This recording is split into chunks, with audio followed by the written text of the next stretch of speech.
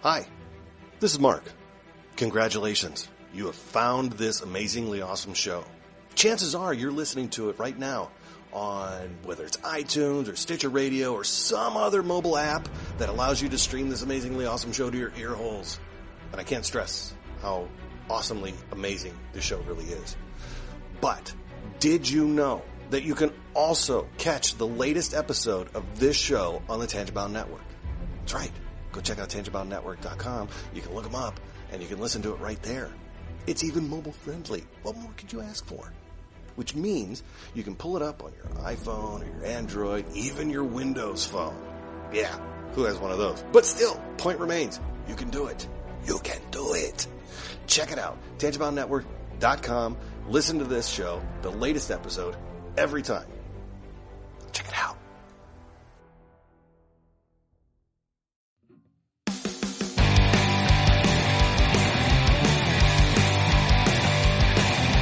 Life sucks to the last drop. Are you gonna blow your head off?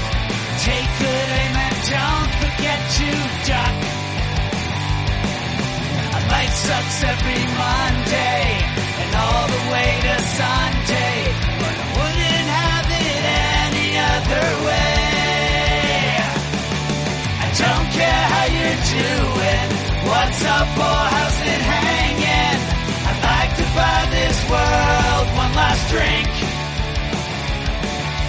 Life sucks all of the time. Stick it up your sunshine, and then you'll see the clouds every day. And then you'll see the clouds every day. And then you'll see the clouds every day.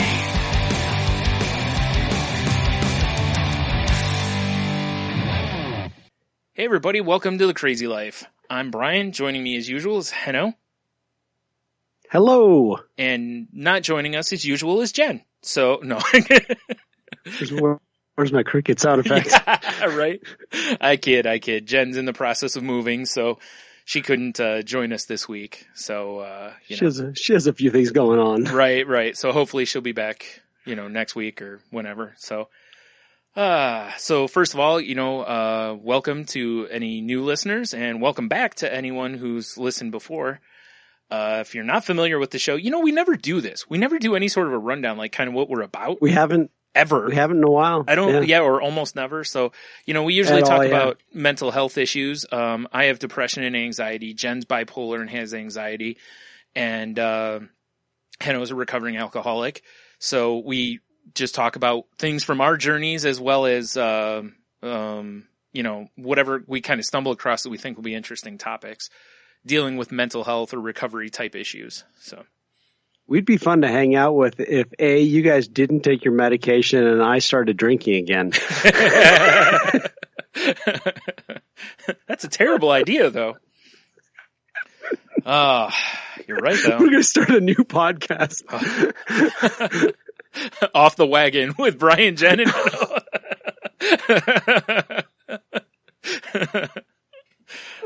Oh man, that's a terrible idea. It's a terrible idea. Yeah, let's not ever do that one. Let's put that on the no pile. Yeah, nope. Oh man, so this is where are we at here? 87 episodes of this, so yeah, we're rolling pretty strong in here. Yep. So how was your week, Henno? I'm in an interesting state right now. I am super freaking stoked on life, but I got sick today, and right now I've got heartburn. Oh, that's pretty awesome. Yeah, so I'm on. I took some NyQuil. Wait, you took NyQuil before we sat down to record? Oh yeah. Oh boy, this is going to be an interesting night. Yeah, but like I said, it's like I am just stoked right now. Just having that the Power Word episode continues to rule my life, which is great. Yeah, it's just all action and so like referencing back the last few episodes, made some phone calls. Nice. Continuing that. Yeah. Like there's one today where I was just like, while I'm home, I didn't go to work. It dumped snow, so I felt really bad, but I was already not feeling well, like earlier in the week and last night. And, we probably got another 5 or 6 inches of snow. And I'm just like, I feel bad that everyone's going to have to deal with it, but, yeah, not bad enough to go in though. Yeah. I did the front of my house so Sharon could get out, and sure. I'm like, that's it. I'm done. Nap time. But yeah, so I was home. So I'm like, all right, maybe I can finally get this product key after waiting for 3 weeks, Right. Like after I've yelled at people via email, which is not very classy, but, I heard this thing tonight. I was, with my men's group, and so there's this reading out of a book that I like, and it talks about that, that it's my prerogative and my responsibility to act, to not react negatively to things, because if there's something that's disturbing me, that there's something wrong with me always, that if I'm being disturbed, that's me, not the other person. Right. And it's I've mentioned this before, it's a high bar, but I like to live at that. I mean, it's a great level to live at, but I do have this point where, so this guy said, you can't be in love and judgment at the same time. And I was like, all right, true enough. And so I was like, okay, well, there's not a lot of love when I've been waiting 3 weeks for something to be emailed to me. That's very true. Yeah. Yeah. And so I'm like, all right. So I was in judgment today, but as far as I'm concerned, once again, shouldn't be no justified resentments, but you know what? I'm feeling pretty darn justified. Right. But my thing was just to call and try again. Yeah. And to not lose my stuff. This was great. The difference between having, customer service here in the United States and customer service in another country, it's just remarkable. And as soon as the lady got on the phone, I said, yeah, I'm calling about this. She says, okay. Oh, wow. Yeah. You've been waiting for a product key for a while. Let me see what I can do for you. And, within 5 minutes it was done. I had it emailed to me and yeah, I said, thank you. And I find it strange why you were able to do this in 5 minutes and I haven't been able to get this done in 3 weeks. Yeah. But and then she said, hey, if you have ever any problems with anything, this is my extension. You can call me direct anytime. Oh, okay. And I was like, wow, that's awesome. Yeah. So, but it was just action again, not, sitting back on my laurels, and it's felt really good. It really has. And, well, especially when you get positive results, that certainly will help, well, and here's one thing. There's no results if there's no action. Also true. Right? Yeah, sure. So you just got to keep trying. And that was kind of the thing. I'm just, okay, check that one off. Then the next one, check that one off. But the big deal, and I've said this, everyone's heard this now for years. I got back on a roll with my music, and it was stunning. Like, I don't talk about it much because it's just been over talked and there's no point anymore. But I will sit down and go, okay, let's see if I can be creative. And I start and I do it and I go, nope, nothing there. Yeah. Walk away. Mm-hmm. Sit down, try to get, and last Saturday I sat down and I literally just tore everything down again. And I was like, I feel like I was like just turning knobs. Let's see what happens. Mm-hmm. And all of a sudden something started to come together, and it kept going and kept going and kept going. And I'm back in. Nice. I'm like excited to sit down at the computer and do some work. Mm-hmm. And I was supposed to go, review some music with the drummer. He ended up not working out. So probably tomorrow. But I'm already so confident that I'm moving forward. Yeah. And that's a huge deal. Mm-hmm. Cause I have not felt like moving anywhere. And I have brought this up before, is that it's weird how like I sit there now and when you've experienced something in your life and you think this is the greatest of all time, and then or this is the best or whatever it is, and then years and years later you experience something again that completely dwarfs that, and you're like, what was I thinking back then, right? Right. And I'm in that place again where, I mean, how many times have I said this? This sounds great. This is good. I'm ready. Well, I've said that already 4 or 5 times.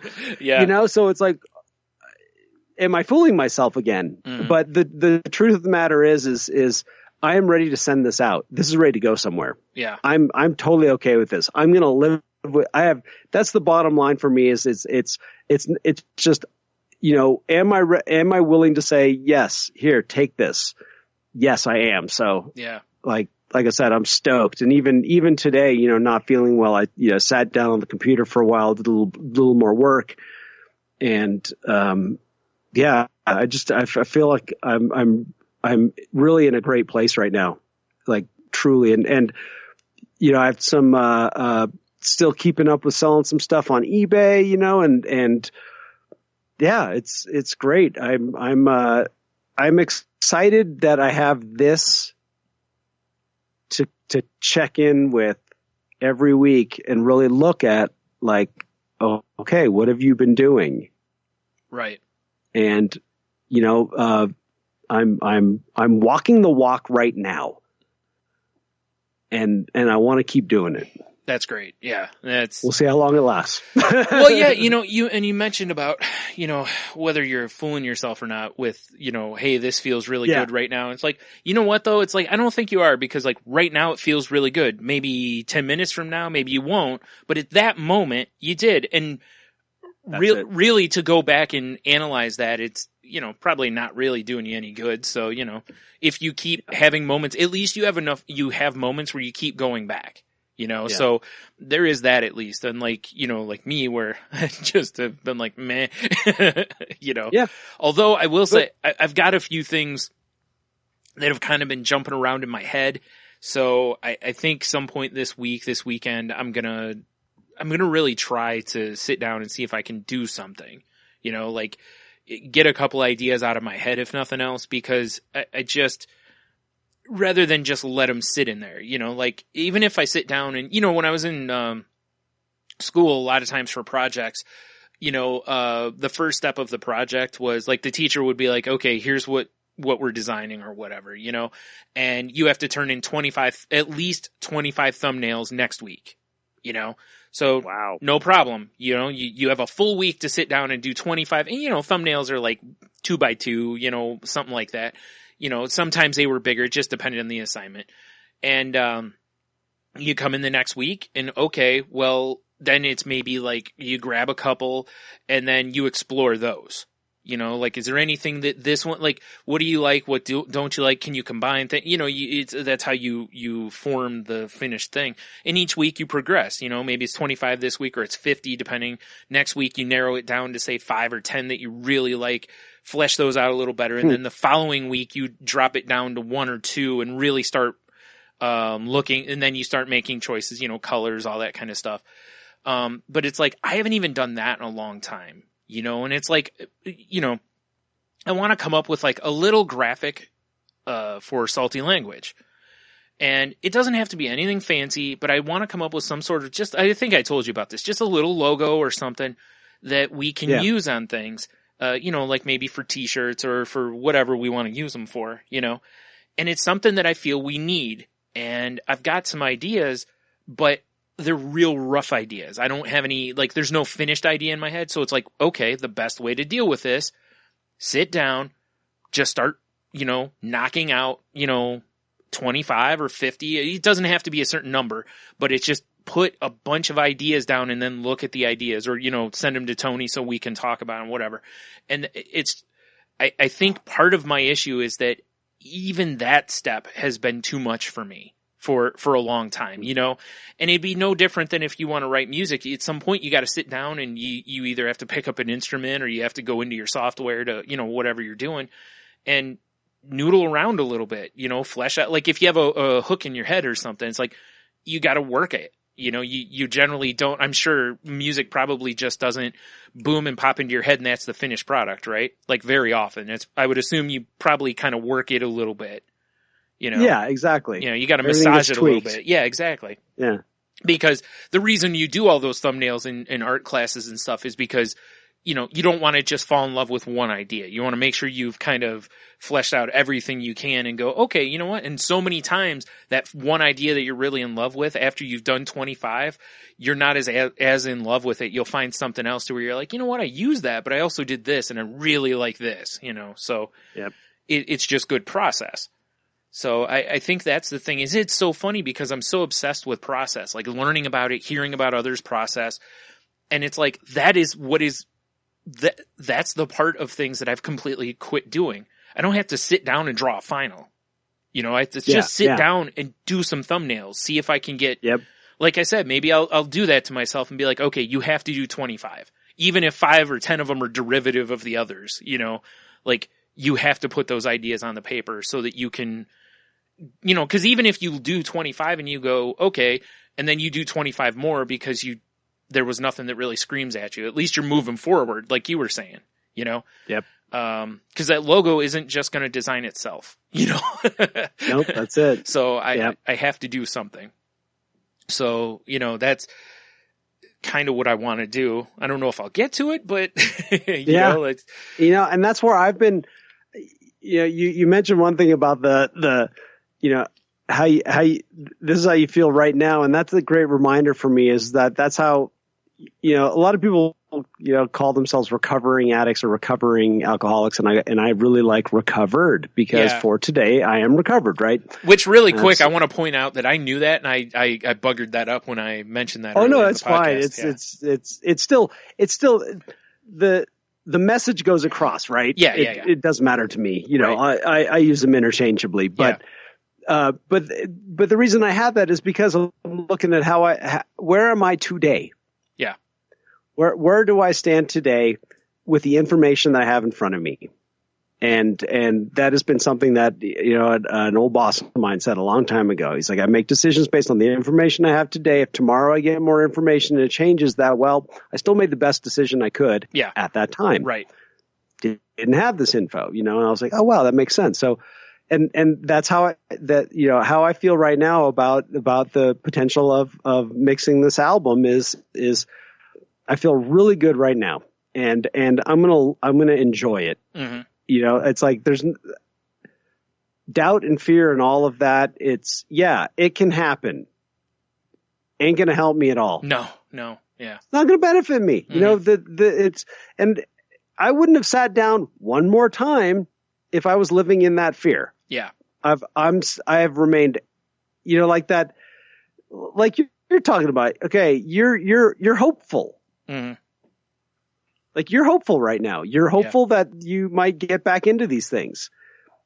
Okay. The actual work might not happen today, might not happen tomorrow. Who knows? But there's that hope in there. And I think that's the most important part, you know, and that's what's going to get you going when you finally sit down. Right. Exactly. And it is, it's like, you know, like I said, it's not going to do it's not going to just materialize out of nowhere. I have to sit down and do it. And I have ideas, you know, so it's like the next step is to put them into something, you know, work to massage them, to see what's there. Is this a good idea? Will it work? Will I be happy with it? If not, fine, scrap it, you know, work it out a little bit, make sure that I'm not, you know, just ditching something too early and then try to come up with something else. You know, there's nothing wrong with it. It's, and allowing myself to not like what I do as well as to like what I do, you know, like to know that I may sit down and do 25 and not be happy with any of them. It would not be the first time. You know, there was one of the projects I remember doing in school. I did 75 thumbnails before I came up, like I ended up doing about 75. And the one I ended up using was probably in the 65 to 70 range, you know? So I had to really, and 25 is all we had to do, but I just wasn't happy with it. So I just kept working and working until, you know, I finally got to a place. And then I realized what I was doing was once I did the one that I ended up using, I looked at, like, when you look at the next 8 or 10, they're very derivative. So once you kind of hit that moment, it's like, well, everything I'm doing is kind of just copying this. So it's like, okay, maybe now it's time to kind of start the process over. Like, this is the one I'm going to start with. And now what changes can I make to see what I do and don't like, you know? So, but that's okay.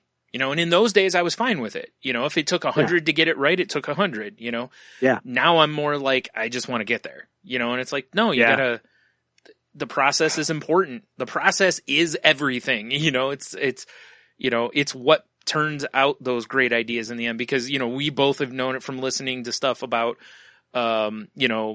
music process, or, I've read various art process books and different stuff, to where people are like, yeah, you know what, the whole time I basically thought I was just terrible. And then afterwards I went back and was like, you know what, this part works, and then it's like, yeah, you can take a piece from a quote failure and use that in a successful thing, so. The process is really a measure of your passion. It truly is. You're right. Because like I said, if it took 100 in those days, I would have done it. Now, the idea of even sitting down to do like 50 thumbnails, it's daunting. In those days, the teacher, she'd come in and be like, okay, here's what we're doing. Here's the limitations. Cause a lot of times we couldn't use certain things. Like you couldn't use graphic devices. Sometimes you could only use text, or you could only use like 3 pieces of, like geometric shapes or something like that, so there'd be restraints sometimes, and she'd be like, okay, you have, 25 or 50 by next week, and there you go, get after it, and immediately we'd all just, whip our notebooks out or sketchbooks out and just go to work, and now, like I said, the idea for, logo that I have, it's like, I haven't even dug a sketchbook out yet, and I've got tons of them, cause I don't know how, for so long there, because they're not horribly expensive, but they're also not horribly cheap, to get good sketchbooks. Mm-hmm. Yeah. So I'd be in a store and they'd have them on clearance, and I'd be like, ooh, and I'd buy like 3 more, so I have a giant stack of sketchbooks that are empty, which is terrible. As an artist, I should have had those filled by now, because I've had them 10 years probably. Yeah. They should be full up. I should have to be buying more by now. But, yeah, so. But yeah, that's really kind of been weighing on my head this week, is how much, and a part of it's because of some stuff we're trying to move forward on the podcast too. So, it fits the plan basically. So, it's something I just need to get worked up, so, yeah. How's your week been? Well, that, and, I'm trying to think if I haven't really done a whole lot this week, which is a problem, because a lot of times I can't do stuff because of, anxiety, depression. This week I've had some headaches, cause again, we've been getting a lot of, rain lately, and with rain comes 40, 50 degree weather. And I'm not griping about that. It's just like I mentioned last week, my sinus headaches seem to get really bad during those times, because this time of year we're usually not 40, 50 degrees, It's usually 20, 30 degrees and snow. So yeah, I haven't really gone out and done much. I did on Saturday. I went over to Tony's. We tried a bunch of snacks that were sent to me by a friend from Canada, which was a lot of fun, because Tony and I don't get to record together, like in the same room, very often, So, and it's always so much more fun to be sitting in the same room with a person than it is. It sounds fun. Yeah, it's so much more fun. And, his wife made us each an old fashioned, which were delicious. So we had that. We had some interesting snacks from Canada, which I don't want to go into too much. We'll be releasing the videos of it up on our YouTube, which is, if you're, go on YouTube, and I believe it's Salty Language Pod on YouTube. And we'll also be tweeting out, when stuff goes up.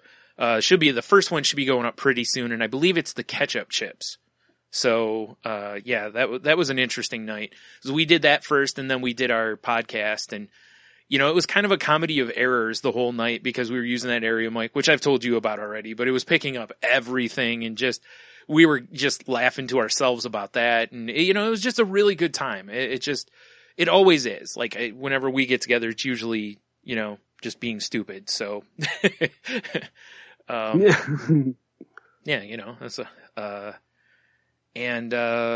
was trying to think if there's anything else.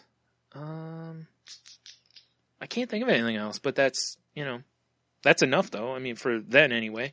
You know what? That's what I was going to say. In my update of like the phone calls thing, is I still have not made the phone calls I need to make. I'm been really bad about this. And you know, there's some days where literally the reason I don't make the phone calls, I'm not awake. Like I'll fall asleep at like 7 a.m. where my doctor's office isn't open yet. And I won't wake up until 5 or 6 o'clock and they're closed.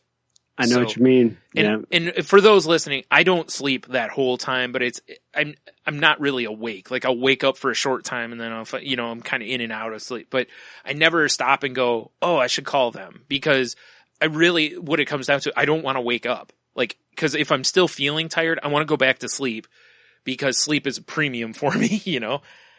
But today I woke up at noon today and I was awake for probably an hour and a half. So I really have no excuse, you know, and, I mean, they're at lunch, but there's always someone in the office, you know?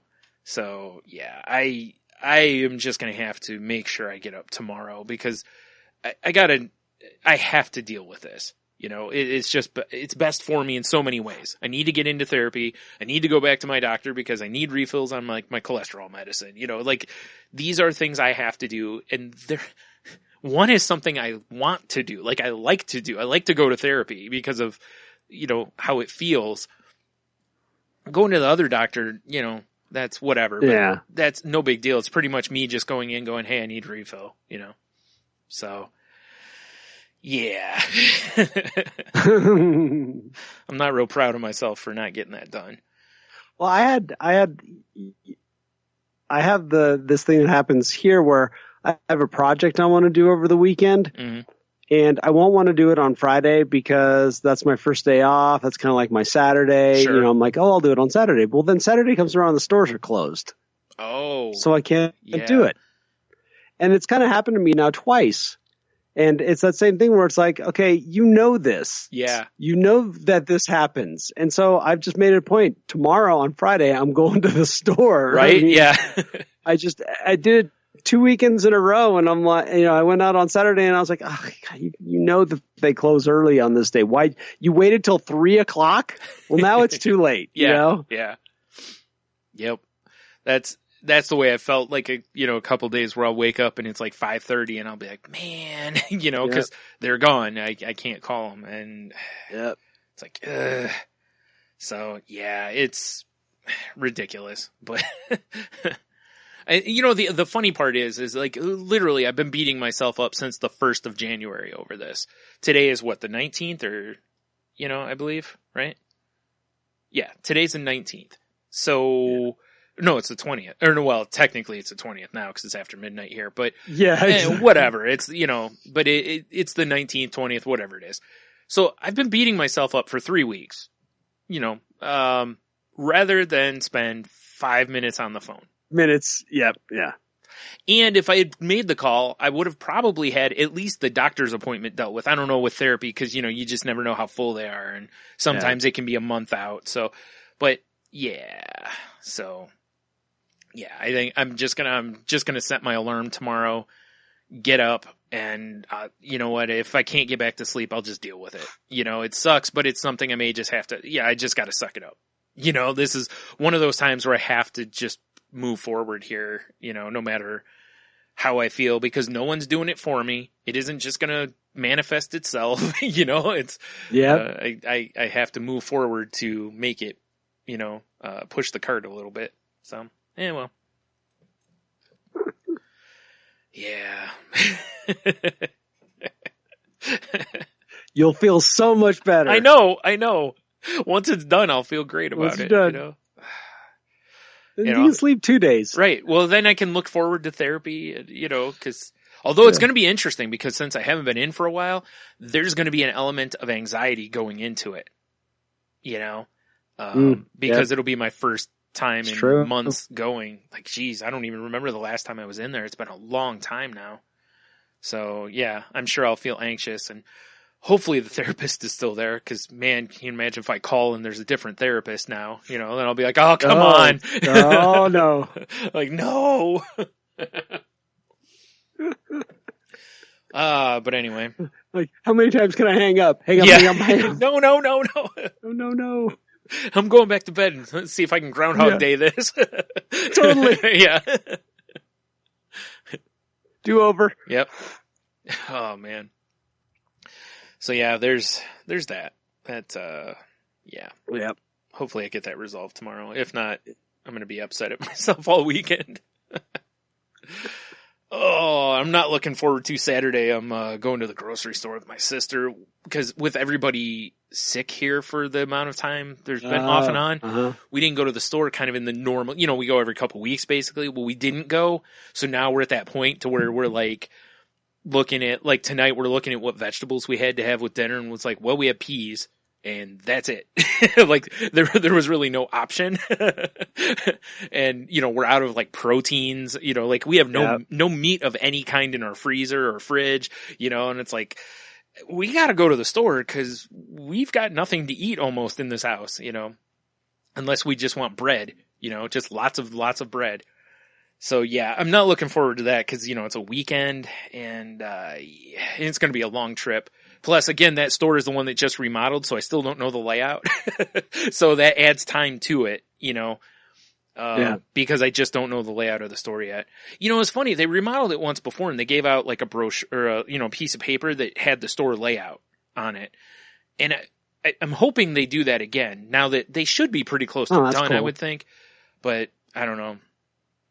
I hope so, because there's a lot of stuff that I backtrack. You get to almost to the one side of the store, and you're like, I didn't see blank, like, I was looking for paper plates and they're almost like where you go in, they're almost to the opposite side of the store right before you get to the frozen stuff. And I get over there and they're not there anymore. And I'm like, where the hell are the plates? Hate so that. I ask somebody and the guy goes, oh, they're all the way over. They're like over by the produce, which is like when you first walk in, once you get past that and you're by the bakery, basically, then there's they put up a new like aisle right there basically, and trash bags and paper plates and stuff are all right there. And I was like, wow, you moved that to the opposite side of the store. Okay. Like now that I know that, it's fine. But I'm sure there'll be things I haven't bought during the remodeling process that I'll go to look for and be like, I don't know where this is. So yeah, that's fun. It adds anxiety. Hopefully it won't add deli rage. Exactly. You don't want that. No. Nah, it'll be pretty good too, because my sister and I will probably be, cracking jokes at each other while we do it. So, because we're both, pretty good about it. And it's cool having her too, because if I'm like, hey, we need this and this, we'll kind of, like, if I give her part of stuff, we can split up and get stuff. And, so it goes a little easier that way. So yeah, I think that's my big plans for the weekend. Yeah. Ooh, call my doctor and then hit a grocery store the next day. Ooh boy, living it up. So yeah, good times. Well, I guess let's talk about a subject here, eh? Yeah. So this was something I sent to our email a few weeks ago. I saw an article on Psychology Today. And it's called 5 Types of Toxic People You Need Out of Your Life. And actually, it's from November. I thought it was a couple weeks ago, but I sent it probably back then. This is one of those things that we've off and on kind of touched on, and everybody knows it, because I think everybody's probably been in, not probably, everybody's been in a toxic relationship. Because if nothing else, everybody's been in a passive aggressive relationship with somebody, whether it's a coworker, family member, significant other. I think everybody's probably at least been in, some situations like that. So, I thought it's one of those things that especially somebody, whether it's a low self-esteem or like a person with depression can do this, because they, again, low self-esteem, they tend to have a low, low meter of what they're worth.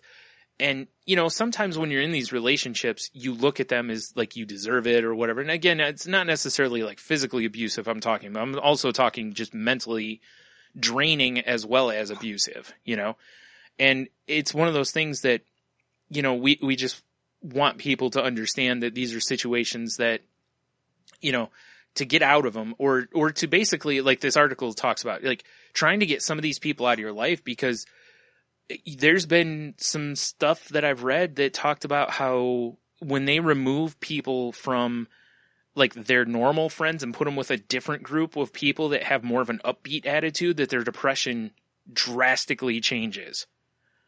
That all of a sudden they start really perking up and they start contributing again.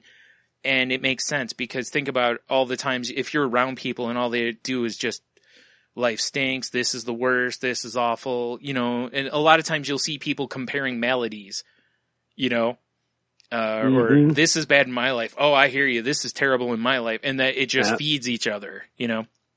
So anyway, the first one on here, I'm going to skip the intro thing. Again, we'll have the article in the show notes or over on the, excuse me, it'll be available on the Facebook page where I post the new episode, the Facebook group, I should say. But I've skipped the intro part, but the next part here is talking about how, where is it at? Where is it? There. Sorry. I just completely blanked. It says relationship toxicity is something an author and colleague of theirs experienced. Real quick. Sorry. I didn't mention the author's name is Ralph Ryback.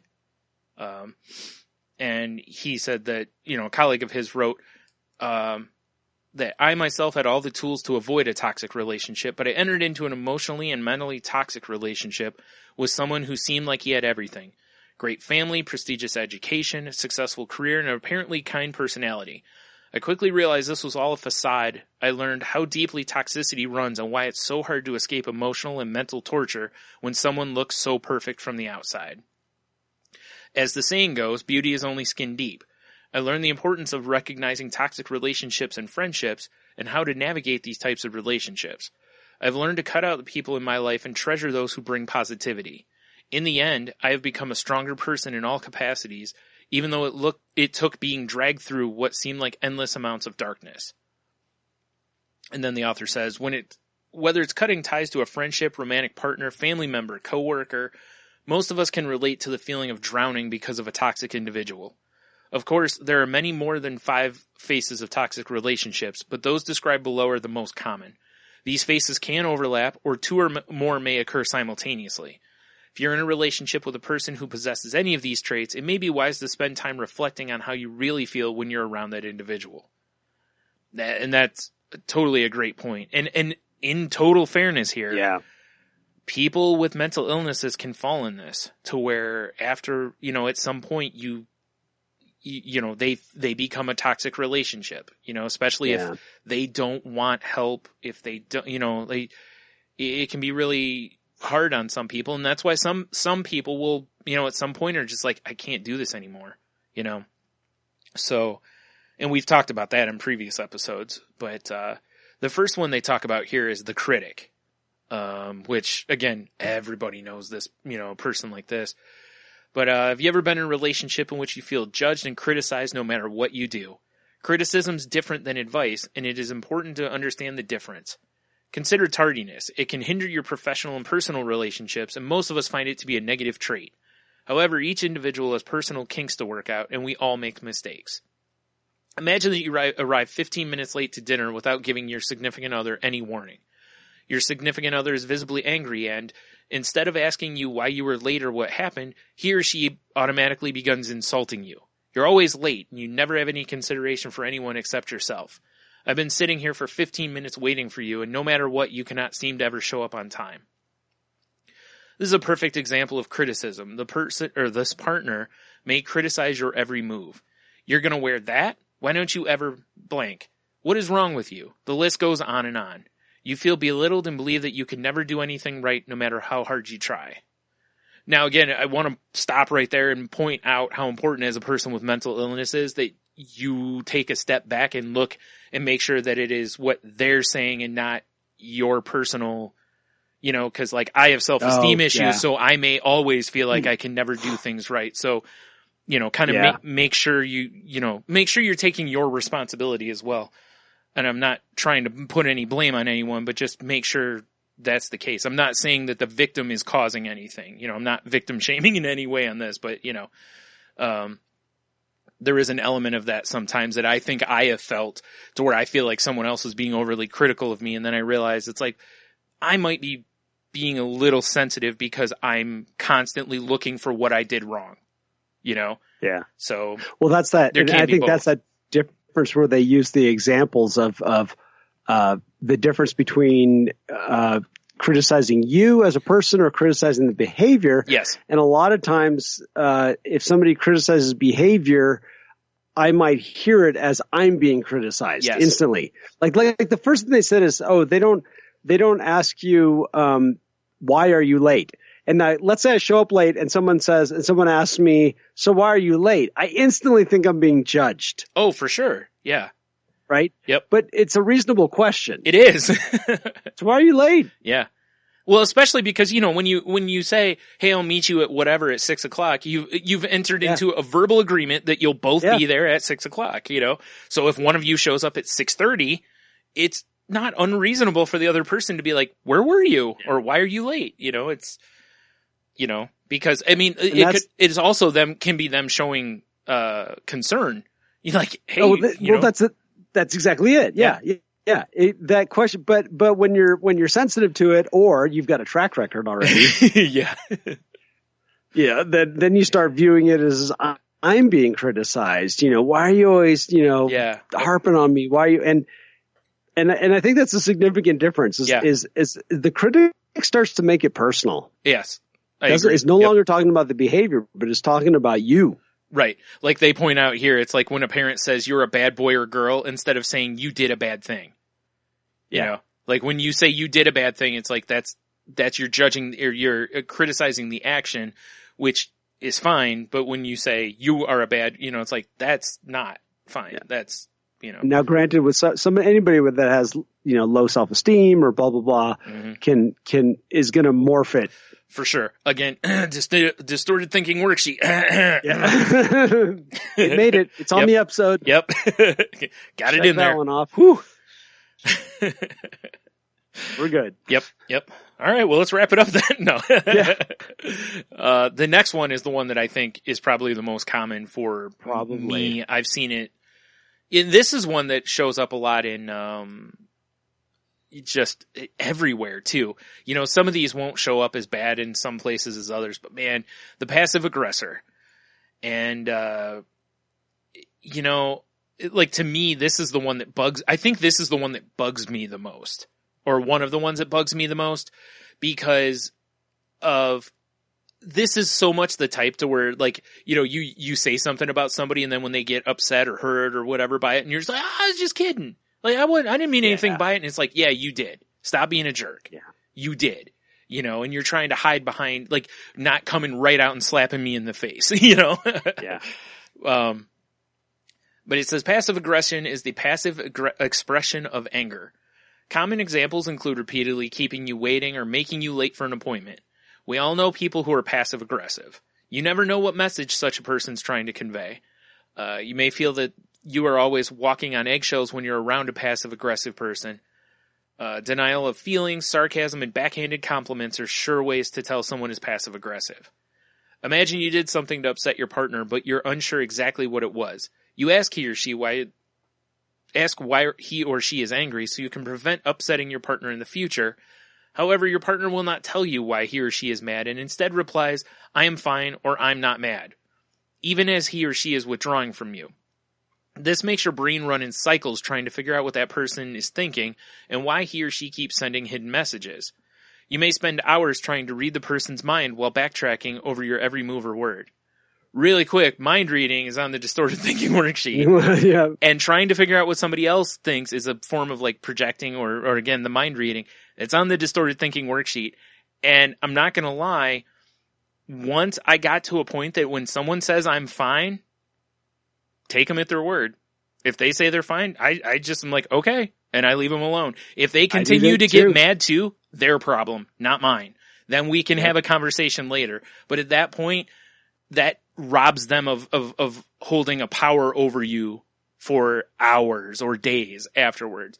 That it just doesn't work that well on me anymore. It used to work really well on me because I don't want to hurt people. I don't want to, and I still don't, but I'm also not going to let you just control me that way. I'm not going to give somebody that power anymore. There's a lot of aspects of the critic and the passive aggressor that are similar. Mm-hmm. But the core of it is so vastly different. The critic is really, the critic being a butthead. You know? Yeah, right. Right? Yeah. The passive aggressor is playing the victim. Yes, that's true. And the motives there are very different. And that's that person that you calls you on the phone and like doesn't say anything, and you're like, so what's going on? They go, oh, nothing. And I'd literally I'd be like, oh, great to hear. Bye. Yeah. Yep. And because that was something I learned. Greatest book I've ever read for me and these relationships is Melody Beattie's Codependent No More. You will learn so much about relationships in this book. And the one that she talks about is that person that gets on the phone and that is literally just fishing for you to ask the questions. And then they go on and on and on. And, right. The part of, I was happy to see that part where it says sarcasm, because I don't think people realize how many, I have a very close friend that utilizes denial of feeling, sarcasm, and backhanded compliments all the time. And I don't think he even knows he's doing it. Oh, probably not. It's literally the sauce of his life. And I understand that a lot of people love to talk about their sarcasm and how, everyone loves to throw up that meme that they found on Facebook that talks about, sarcastic people are blah, blah, blah intelligent. No, you're just a bully. Yeah. That's all you are. And I don't, don't get me wrong. I love sarcasm. Yeah. It's great. Yep. But it should be sprinkled, not slathered. Right. And if you're literally slathering the sarcasm on everything in your life, you are practicing this and you are going to do it everywhere. And this is one of the things I find really interesting, because as I've looked at various online dating profiles and stuff, I always, again, part of my brain when I'm looking at this stuff is I'm kind of trying to see what makes people tick as they're, with this. Yeah. And I see so many posts where, and again, I'm only looking at women, but I see so many posts where the women have posted fluent in sarcasm. And it's like, to me, that doesn't scream what they want it to scream. Because I think what they're wanting to say is that they're quick-witted. Like, they joke around, all this, right? But what it comes across to me is I look at it more from this perspective, which is when you tell me you're fluent in sarcasm, it's like, am I going to have to walk? Yeah, am I going to have to walk on eggshells around you? Are you constantly going to be on me? Like, because I'm fine with neither. You know me well enough to know, man. I'll take as well as I give. I love it. I love it when I get into witty repartees with people. It's fun, but it's generally with people again, you have to know where they're coming from. Like Tony and I will just destroy each other sometimes, but we both know at the end of the day, there was no ill will in it. There's no hidden agenda. The only agenda was to make the other person laugh. That's all we're doing, or to make ourselves laugh. That's all we're trying to do. Same with our podcast in general. Sometimes we may say things that people are like, but it's like, we're only looking at ridiculous things. That's all we're trying to do. If that's the case, I'm okay with it. And if that's the way the woman is, cool. I dig that kind of person. But when you like I said, when you tell me you're fluent in sarcasm, it's like, first of all, that statement bugs the heck out of me. Because sarcasm is not an actual language and blah, blah. Anyway, but I know I'm being a critic there, but I can't help it. But more so, it's like I said, it kind of, like in my head, I want to know the difference. And you can't ask the person because they're probably not going to tell you the truth. Great point. Because there's also that part of it where now if someone tells me that they're fluent in sarcasm, I instantly think that you're also a cynic. Yes. At heart. Right. And going back to that first point, I want to be around positive people. Exactly. So not cynical people, because I can't afford to be that way. Yeah. That's that you touched on that idea where if two people are calling each other and, kibitzing about everything that's wrong with their lives, it just exacerbates it in each other's lives. Yeah. Now they feel like their misery is justified because I'm not alone and blah, blah, blah. And it's like at some point that I can't afford to do that. That's going to bring me closer to a drink, not further from a drink. Exactly. And don't get me wrong. You do need to hear that you're not alone when you have misery in some situations and stuff. But you're right. It's almost like we talked on one of the episodes prior about how like when you get home from work, you're going to carry that with you if you've had a stressful day. And it's like, try to limit yourself, like give yourself half an hour to be upset, get that out of you, gripe to your partner or whatever. And then after that, you know, kick it out the front door. Because if you don't, it's going to take residence, whether it's in your head, in your house, in the other person, you know, and then you're creating a toxic relationship because every time you come home, you're just super negative. The other person is going to not want you to come home, you know? And so as long as it's situational, it's not that big of a deal. But if that's just the nature of who you are, I mean, I can't do it.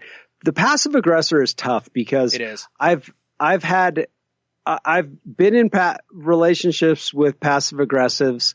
And of course, you know, workplaces are rife for that stuff. Yeah. But it's subtle. Yeah. And it's something that tends to creep out. It happens after a period of time, and you're not sure what to do about it because it's never really overt, especially as we're talking about it right now. We're bringing up real extreme examples. Yes, definitely. Usually it's not like that. And it's very difficult because you go, well, you know, 95% of the person's great, but they've got this 5%. You know, it's hard. A critic is different because you're more likely to stand up for yourself. Yes. Because at some point you've been pushed into a corner, and at that point it's fight or flight. And, you know, so like you said, you're at some point going to be like, knock it off, like quit, you know, whatever. Or you're just going to fight back because all you hear from that person or all you interpret that you hear is criticism. And it gets old. So you just start firing back, you know? So you're right. It does, you know, passive aggressive. You're right. Because the one that I used to see a lot was the kind of people that essentially would, basically, they'd use passive aggression to bait you, almost. And you see this, if you look at a lot of political conversations, you will see tons of this, to where someone will say something that's not overtly critical, mean-spirited, whatever, but but it's just enough to it's like somebody pinching you, you know? And when you pinch back, then they boom right into victim. And they basically make you look like the jerk in the situation. And, you know, and I've seen that so many times in workplaces, you know, where someone will do that and then the person snaps on them a little bit and then they're like, whoa, whoa, whoa, whoa. And it's like, no, you know, like you've been needling me all day, you know, with the passive aggression, you know, so yeah. The other one is the person that is a people pleaser. So they, and using the example of you showed up late. Yeah. The people pleaser wants you to think that they're the big person.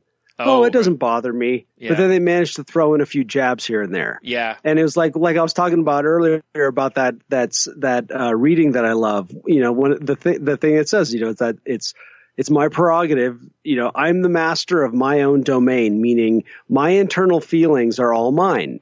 So if I want to be upset, I've made a choice to be upset. And the passive aggressor oftentimes will portray that they're not upset about something and then let it out in little drips and drabs and just, you know, splatter you with it. Yeah. And that is, you know, those people that they stand out so huge in my life now because they tend to be a person that wants you to think that they're so wonderful and that, no, this doesn't bother me, but they're really disingenuous. Yeah. Yeah.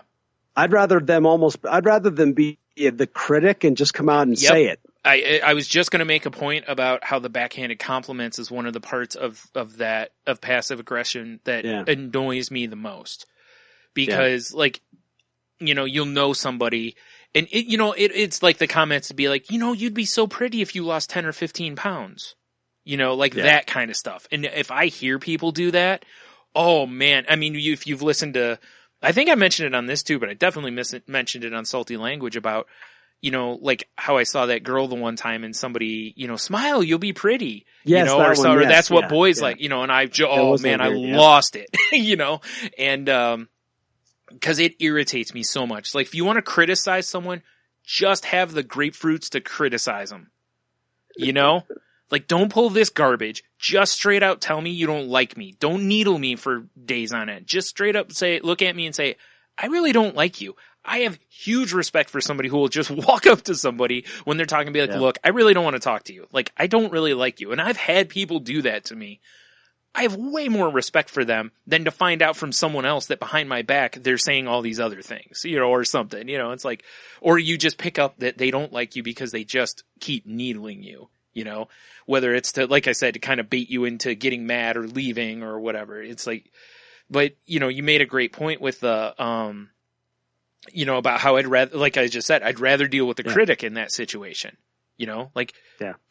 just straight out tell me.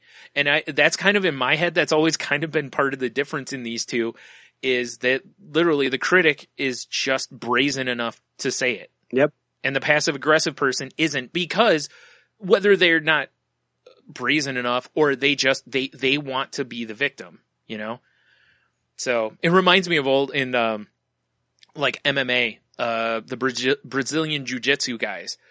In the past, they used to just start the fight by laying on their back because they wanted the other fighter to come into their guard. And if you walked into their guard, they put you in some sort of a triangle choke or something, And it always kind of reminds me of that. Like, instead of being aggressive at the beginning of the fight, you're passive by just laying on the ground, but you're a threat, And if the person comes into your guard, you make them pay, basically. And, even though you're not playing victim, it's just kind of similar that you're trying to get them to come into your comfort zone, essentially, so that you can destroy them, So, but whatever, let's move on, because, I think we covered that one really well. Yeah, pretty well. But you're right, though. I haven't read that book that you're talking about. I have it on my list of stuff to read, but that's probably a great book for everybody to read, learning about that kind of stuff.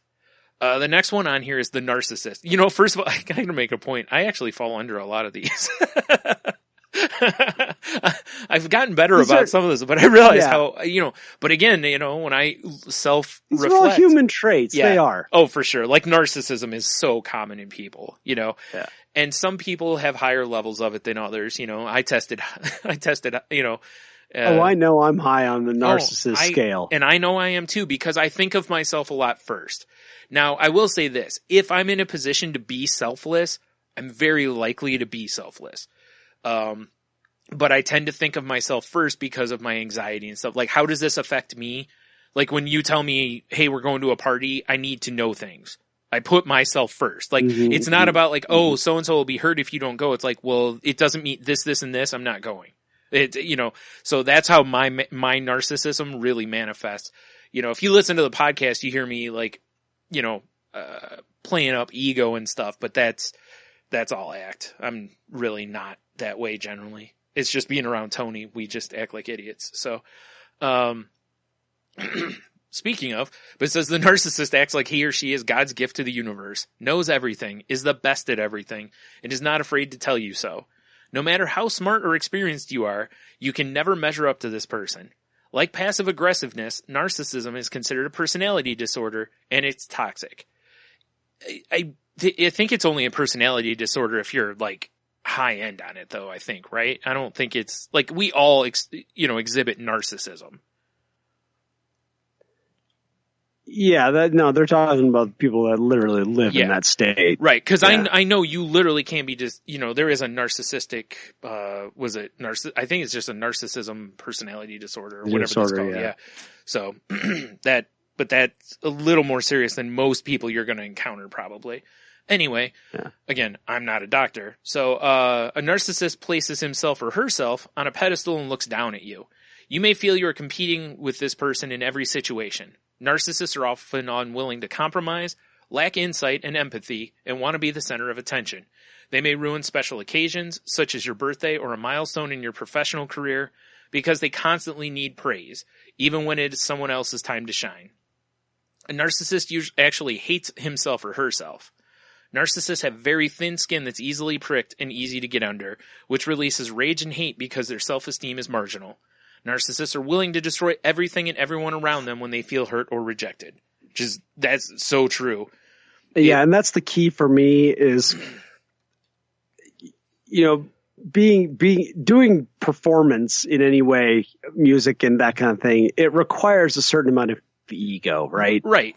Or like me, I'm going to school to where every week when I walk into a class, I have to stand up in front of everyone and tell them why what I did is so great. You know? Yeah. I mean, that kind of builds your ego. Yeah. Yeah. It's what happens. It's that part where it talks about being overly sensitive. Yeah. That's the part that I consider, you know, I already have a natural outgoing personality and a natural dose of ego. Yeah. But it's those times where I was also extremely thin-skinned and sensitive that really, for me, points out those times in my life where I was in a narcissistic state. Yeah. You know, where it really was all about me, and you couldn't criticize me about it. Yeah. I was that way too, because I used to get really mad about it if somebody did. And mine was directly because I had low self-esteem. And the reason that I would get mad and immediately attack is to defend myself. You know, I get super defensive. Yep, there's a threat and I'm cutting it off. You know, like that's how I dealt with it. That's, to me, the difference between confidence and ego is like, you know, people that are confident don't feel the threat. Yeah. And they don't need to push themselves forward. But people who are narcissistic and have the, you know, that egotistical, there's a threat there, and that's what they're doing. They're actually, their self-esteem, like it says, their self-esteem is actually low and they're compensating. Yeah, exactly. Yeah. And what's kind of interesting to me is this in between narcissism and passive aggressive falls this creature that many of us may find at work called the petty tyrant. Yeah.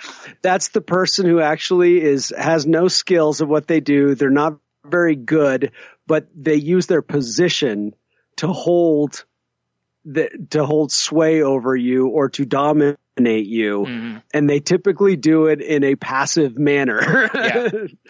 They're in there and they're kind of narcissists because they think they're all that because, well, I have a title. Yeah. You know, and that's the one that many people will experience at work is the petty tyrant. Yes. It's also the classic, if you've ever watched like a military movie where you've got the officer who manages to screw everything up, but you know, and nobody likes him because he doesn't have any skills, but he uses his position. That's also a petty tyrant. Yes. You see them ultimately hoisted on their petard at some point. Yeah. In motion pictures. Yeah, very true. Yeah. You know, it's funny because this of the different types in this, I think the easiest one to push away are like the critics and the narcissists, because I think they're so overt. Yeah. Yeah. They're so overt that you're getting beaten over the head with what they're doing. Whereas passive aggressive, like we said, you know, they kind of hide in the shadows a little more, you know, and, like the narcissist, everybody's met somebody that's just so full of themselves and you're like, oh, I can't stand them. You know, it's like all they want to do is talk about them and how great their life is or, you know, whatever. And, you know, so it's easy to kind of like, yeah, I don't really want to be around this person, you know, and same with the critic, you know, it's like, God, they're just down on everything, you know, I don't, you know, so you know, these, and the two we're coming up on are, I think, a little tougher to immediately push away. Like I'm very resistant of somebody who's, it depends, you know, cause there are different types of how narcissism kind of manifests with people. You know, sometimes literally there is, as we've joked on the show, positive narcissism, you know? Yeah. And, if people are like that, I'm okay with it. You know, like if I find out somebody's got, an issue, like a mental illness or something that they have to think of themselves first because of whatever, I have less issue with it. I can be around that person, you know? But I can't be around the ones that are just, you know, the bragging everything up. I'm the best. I'm the greatest. You know, it's like, all right, enough. You know, like, you're also going to be the loneliest. So like, like leave us alone for a little bit. And the thing is, most of these behaviors are subtle. You know, we fortunately we rarely meet people that are just so typecast into these. My boss, the place where I realized his narcissism, whereas everything is mine and I and this, he never uses we ever. Yeah, okay, sure. And it was really wild. It's like, oh wow, what a trip. Yeah. Even objects were his, even though they don't belong to him. Right. It was a very different approach to how I was taught that, we use we because it acknowledges everybody's input. Yes. Where it was like my guys, my department, my equipment made this happen. Reminds you of the little kid just walking around grabbing mine. It's like, whoa, okay. Like, no, you have to share. Oh God, I would have loved to have used that at work. Oh man, right? Yeah, you're right though, because most of the time the narcissism thing is it's more for like TV shows or movies. Yeah. There's always some idiot that, they usually name like Chad or something. And, he's the guy that no one can stand because he's just, I'm the greatest. And everyone's like, okay. Like he walks out of the room and everyone's like, oh, what an idiot, But in real life, it's generally, you'll see traits of narcissism, but you usually don't get the full package of it. Yeah. Exactly. So. Fortunately. Oh man, right? Although, I don't know, it'd be kind of fun to, have somebody like that, because I think you could have a lot of fun with them as long as they're not like violently angry. You could just goof around with them probably. Like I've heard about real narcissists. I rarely experience them myself, and when I do hear about them, I'm just like, oh, I wish I could experience that person because I would just mess with them. Yeah, I probably they're would so too. Obnoxious. Yeah, and the other side of that, the other side of that is that there's some people who are like, again, diagnosed with narcissism that are essentially cold and, they basically have the, how does this affect me mentality, but not in any sort of a self-preservation way, but more of a, why should I care? And those are the ones that are the scary ones. And I don't mean like kill you scary, but more in the type that they're going to be disconnected all the time. Like they're probably not going to be real warm. They're going to be really distant, and probably again, quick to anger, and those are the ones that you really probably don't. The other one, like if someone walks into a room and is like, I'm the greatest thing ever, and just comes in and is just bragging, you can have fun with that person. Because if you play into their ego a little bit, they're going to love you. Oh yeah. Yeah. The other one, even if you play into their narcissism, it's probably more like falling into a well, It's true. So those are the ones that I've always been like, I don't want to experience that one. The other one, where they're over the top. Yeah, sure. Let's, whatever. We can all have some fun with this and move on. The next one here is the stonewaller. Stonewalling refers to the act of refusing communication to evade the issue. Many people have heard of a stonewaller, a person who refuses to engage in conversation or share feelings when important issues come up. This often makes the other person feel insignificant and unworthy of honest communication. The stonewaller may come off as cold and refuse to admit there's a problem, but refusing to communicate creates negative feelings and barriers that makes it difficult to further a successful relationship. Additionally, it can cause you to harbor feelings of resentment and guilt. If you are trying to communicate with a person you know well and he or she refuses to be honest and open with you, you may want to reconsider why you were in that relationship in the first place. By not responding to your question, the stonewaller's non-communication makes you frustrated and angry because he or she won't engage in the expected interpersonal discourse. Yeah. I was first thinking like, oh, I've never really encountered a stonewaller, but actually I have a lot. Yeah. A lot of my relationships ended. Yep. And they actually end pretty darn fast this way, because one thing I was just that just jumped in my head is, what is the result of these types of personalities? Well, stonewaller tends to get a stonewall back, and that ends up just being no communication, and then everything just falls apart on its own. Yep. Like that one, you almost don't have to do anything except just give their behavior back to them, and then the relationship's done. Pretty much, yeah. Whereas other one, critics end up in fights. Yeah. No, that's true. Passive aggressives end up in like horrible fights. Oh, yeah, those are the worst ones probably. Yeah, I mean, they're just, you don't even know that there is a fight. Yeah. Yeah. But that the stonewaller is, I mean, it's almost easy because who wants to be around someone that won't communicate? Yeah, exactly. And but it happens. You know, it does happen. It does. And it is a type of abuse. Right. And, and don't get me wrong. Oh, wow. There are a lot of people who don't do it intentionally. It's kind of how they were brought up. And I kind of hate using that as an excuse because you can become your own person. You aren't who you were raised as. You can change that. But, to some extent. But at the same time, it's like, it could just easily be that. And this, my example falls more into like guys because, we're not supposed to show emotion and we're not supposed to cry and we don't talk about feelings, the stereotypical TV show guy, that's the meathead that won't, whatever. But there are people out there who that's just not their thing. They don't want to talk about it, but that's how things work. As humans, that's how we resolve things. It's how we move forward. It's you talk it out. You come to an agreement of some sort, and you can't just let things hang like that. It's the it'd be like it's the going to bed mad kind of thing, rather than just having the conversation, whether it's a difficult one or not. And it's like I'd always rather just have a really difficult conversation than have no conversation.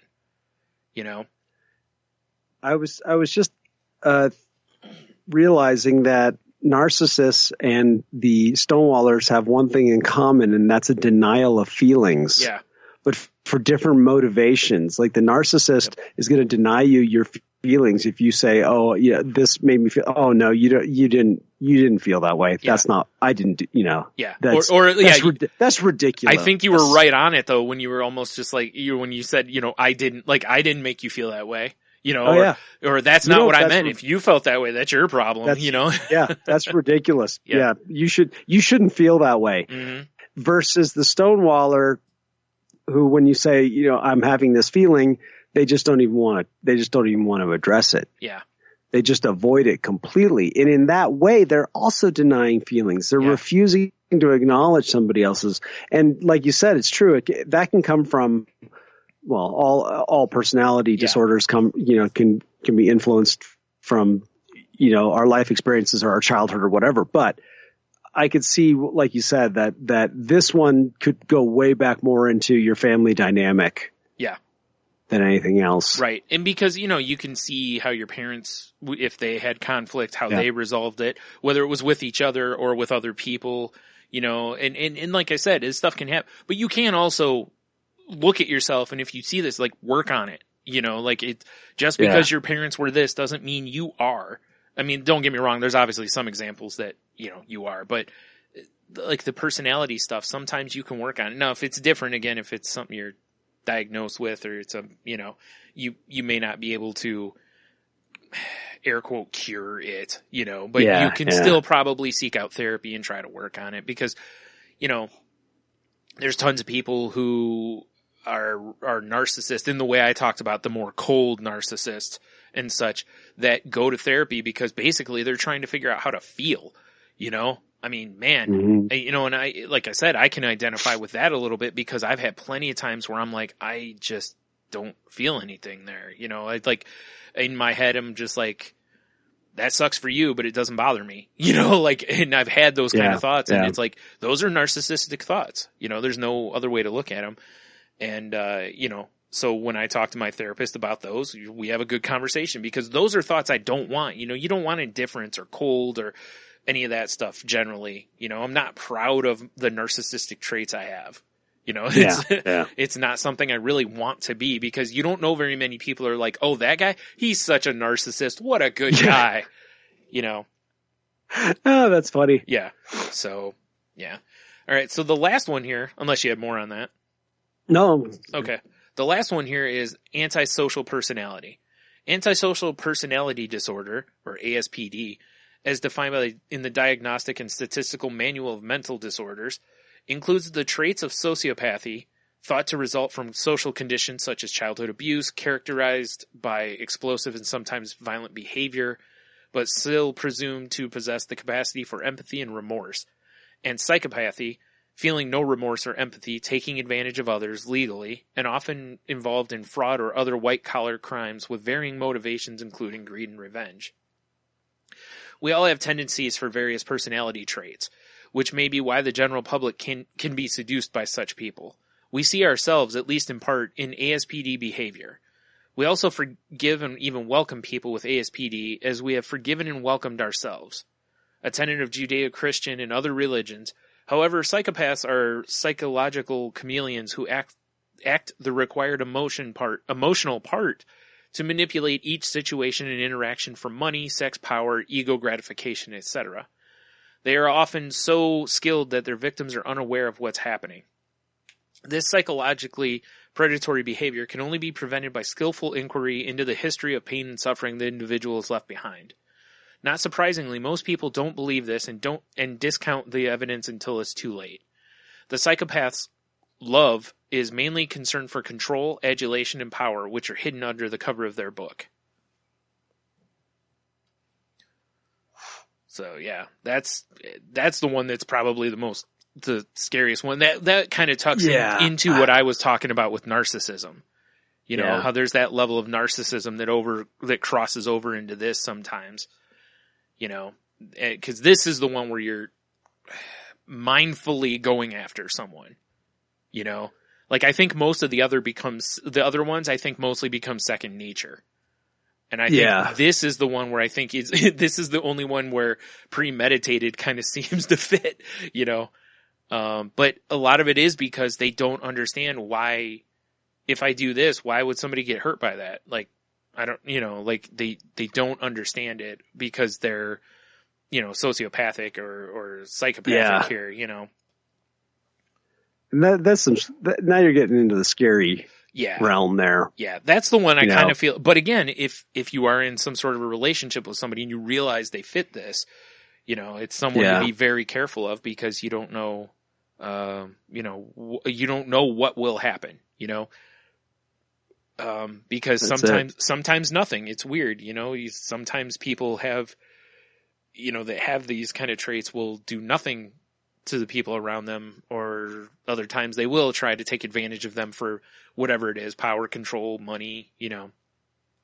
So yeah, it's funny because again, it's amazing how, you know, again, these are all human traits. So a lot of people are going to feel a lot of these. And the one in this one that actually kind of jumped out to me at one point was, where was it? Shoot, the chameleon part. Basically, feeling the way people want you to feel, essentially, to fit in. And, you know, I've felt that. I've done that a lot. To where I'm kind of somewhere and I'm basically, I'm just empty at that point. You know, like I have no real feeling one way or the other, but I'll kind of act a certain way to fit. You know, I've done that before.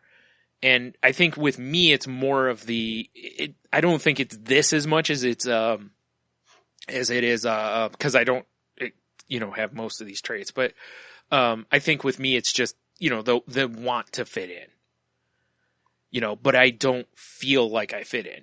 You know, there's so many times I've had that feeling, you know, being in a group of people and just not feeling like I belong there, but I'll carry on a conversation, I'll laugh, I'll joke, but at the end of the night, I just, you know, I haven't felt like I've connected, you know, so I've gone through that quite a bit. And again, that's one of the things I've talked a lot in therapy about because it concerns me, you know, because anytime that we're basically not comfortable in our own skin or desiring more out of a situation and then we are, you know, being presented, we can start exhibiting these behaviors. Right. And that's my thing is, like I said, apathy is not something I want. I don't want to not feel, and I felt the longer I've gone with my depression for a long time there, I was drifting that way to where it's the nature of the beast. You care less and less about things because you know, the world sucks, that nothing's going right, meh, you know, I'm not going to let this control me. I'm not going to, you know, like, so over time you just start letting go of everything because your world just closes in on you, essentially. Yep. You know, and I know that's where most of these things that I exhibit through this, a lot of these come from that kind of situation, you know. Defending myself because I got picked on a lot led to some of the narcissistic traits because I jump out in front and try to defend myself before people can attack me and, you know, like those kind of things. So it's like, I know a lot of it comes from, I at least can pinpoint kind of where some of this stuff comes from with me. And that helps when I go into therapy and say, hey, here's what I'm feeling. Here's where I'm pretty sure it came from. And then we can go, okay, well, why this is, you know, and really go down the path. So yeah, that's like I constantly say, you know, it annoys me when I see online people talking about, you know, feelings suck and meh. It's like, no, feelings are great. Yeah. Feelings are amazing. If you don't feel things, seek out help because you need help. You know, we're supposed to feel things. We feel fear because it helps save our lives at some point. You know, we're supposed to feel these different things. If you're just drifting through life and feel empty all the time, it stinks. I've been there, you know? So like for me, that's a concern, you know? And if you mention stuff like that to a therapist, generally they're concerned, you know, because that's not air quote normal, much as again, I hate using that word, but it's the truth. Most people feel feelings. Yeah. You're supposed to, you know? That's the baseline. Yeah. You know, it's not a goal. It should never be a goal. Apathy is terrible, you know?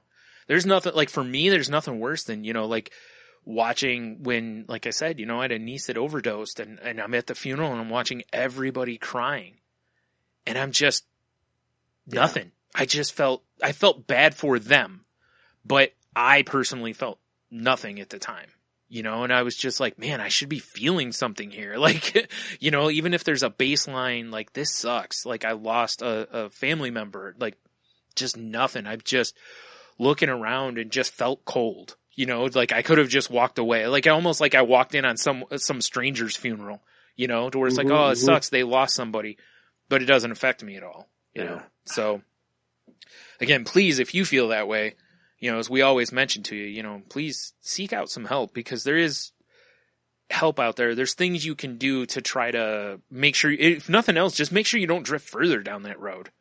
Yeah. You know, so yeah.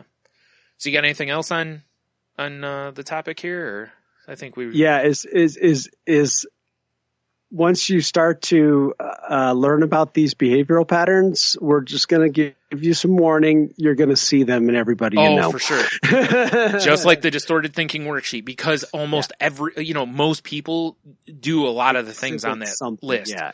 So and it's quite all right. You know, it's like don't go scrutinizing every relationship you have now for these elements. This is about really like where they're giant red flags. Yes, exactly. Because these are to me the character defects that have become shortcomings. Yeah. You know, we all have these traits. Yeah.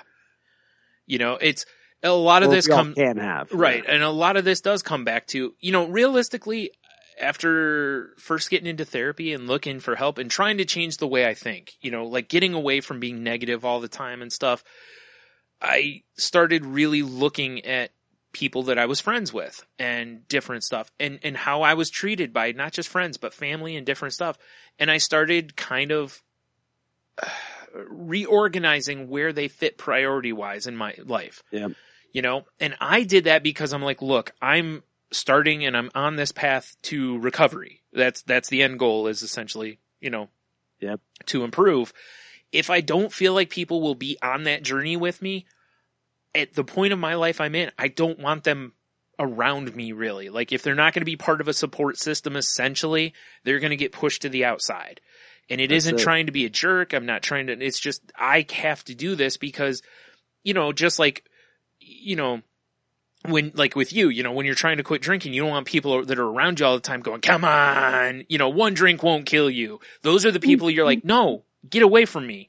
I need positive influences in my life. So I don't need people who feed my negativity or these other things, you know? So, and again, it wasn't that I was trying to be any sort of a jerk. It's just, I had to think of me. What is best for my recovery? What is best for my situation? Now, maybe down the road things change or whatever, but sometimes you just have to take that step back, and sometimes you have to make difficult decisions. You know, sometimes somebody you've known for 10 or 20 years or whatever is just not a good fit for your life anymore, you know? And that's okay. You know, I mean, it can stink, it can hurt, but it's okay, you know? Because like I said, if they don't want to be along with you on whatever journey you're on, then, you know, to pull the old parent line, then they're not really your friend, you know?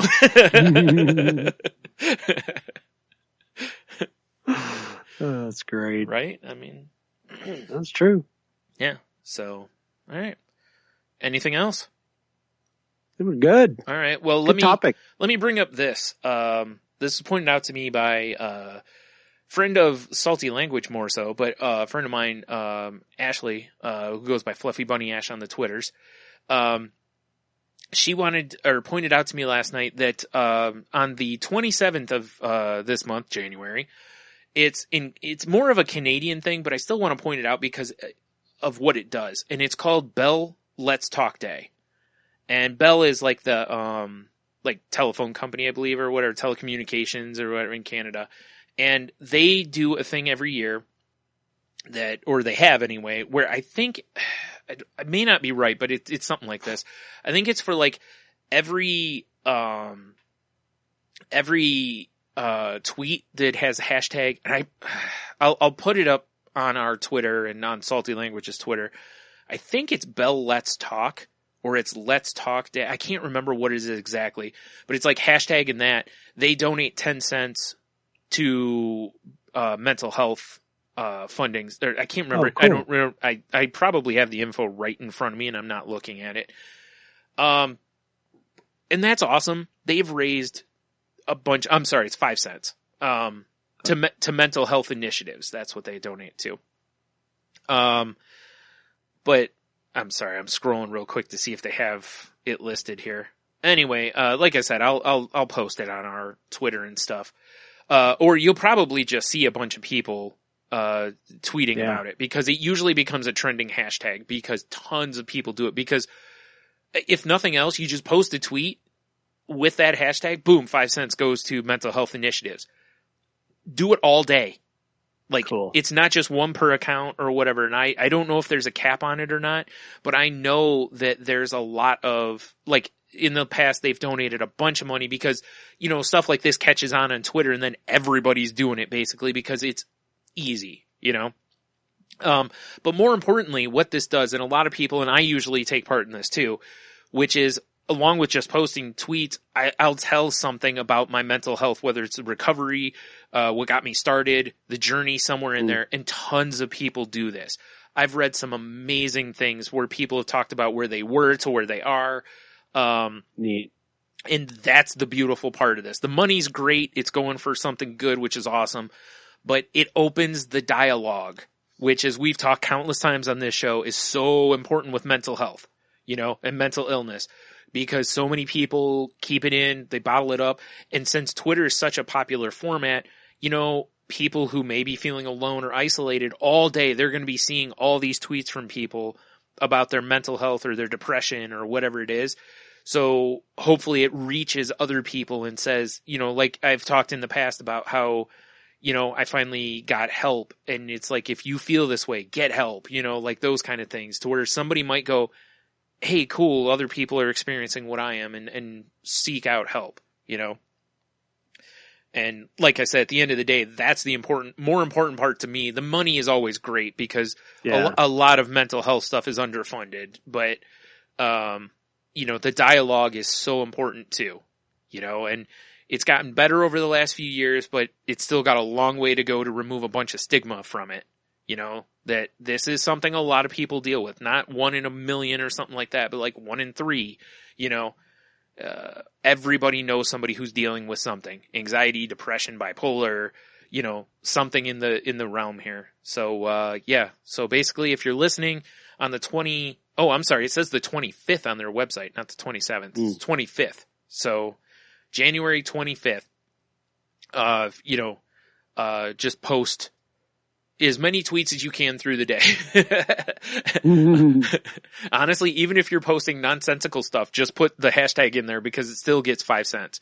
It doesn't, I mean, I think you could just post the hashtag and they donate. I think that's how they do it. So, but try to, if you have a story to tell a story. You may help somebody else, So yeah, that's what I got on that. That's awesome. Yeah. And, again, thanks to Ashley for pointing it out to me so I'd remember to talk about it because I would have forgotten. And I saw a thing for it the other day and I forgot. So I'm glad she brought it back up to me. So, all right. Well, I think that's a show, right?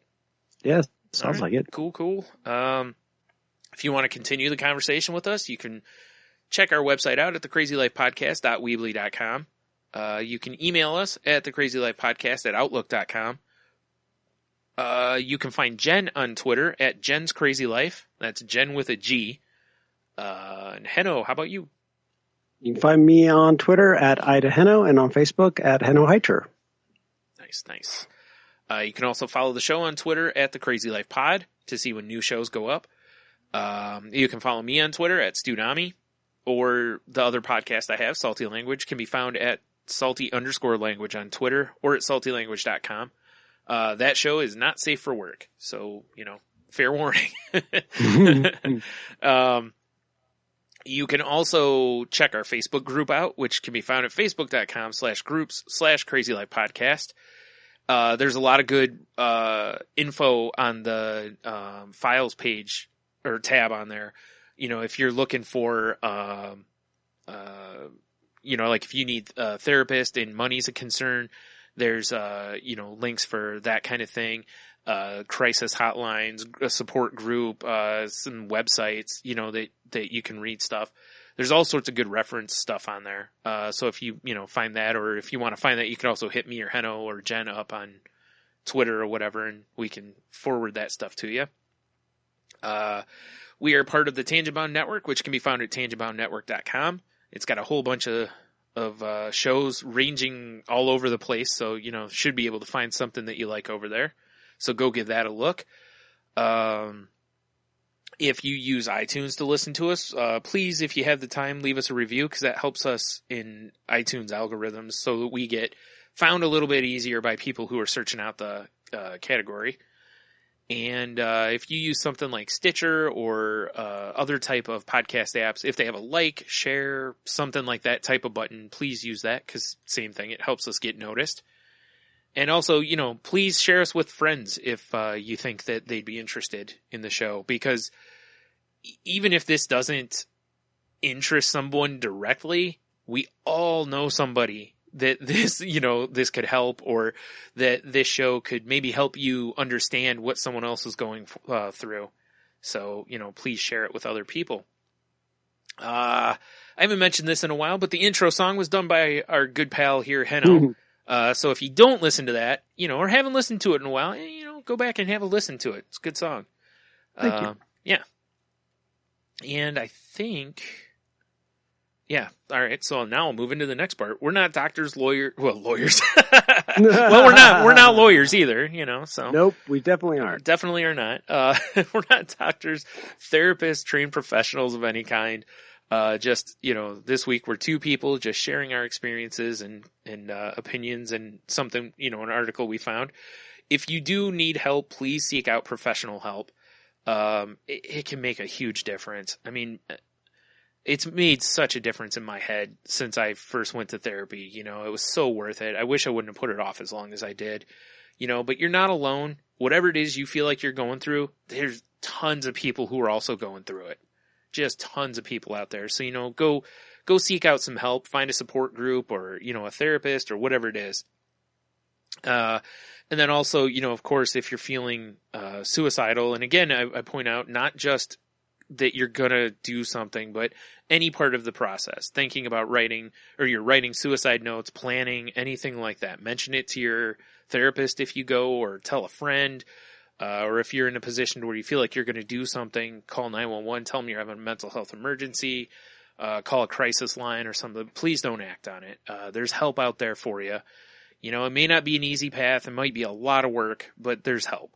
So please go down that road instead.